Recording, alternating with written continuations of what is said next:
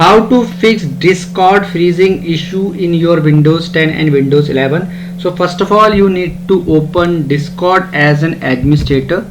So simply look for the Discord app in your system, right click here and click on run as administrator option. The next step is to clear cache for Discord. So for this you need to press Windows and R from your keyboard and open this run command, and herein you need to type %appdata% and click on OK. This folder will open up wherein you need to look for the Discord. You can see Discord folder is here. So open this folder and herein you need to delete cache and cache folder.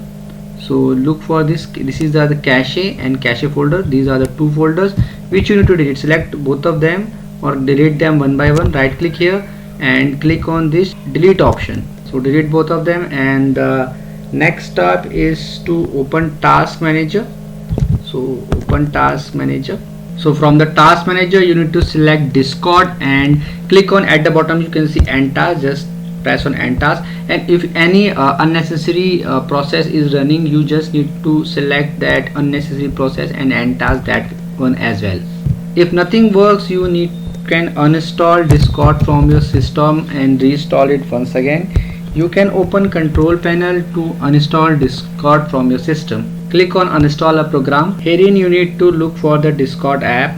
So this is the Discord application. Just select this Discord and click on this uninstall option to completely uninstall Discord from the system. After that you need to open google.com and click on this download Discord and open this discord.com only. Make sure to download Discord from the official website or Discord only. Do not install Discord from any third-party website. And after downloading it, make sure to restart your machine, check whether this issue get resolved or not. In case you find this video helpful, just hit on the like button. Also subscribe my channel for upcoming videos.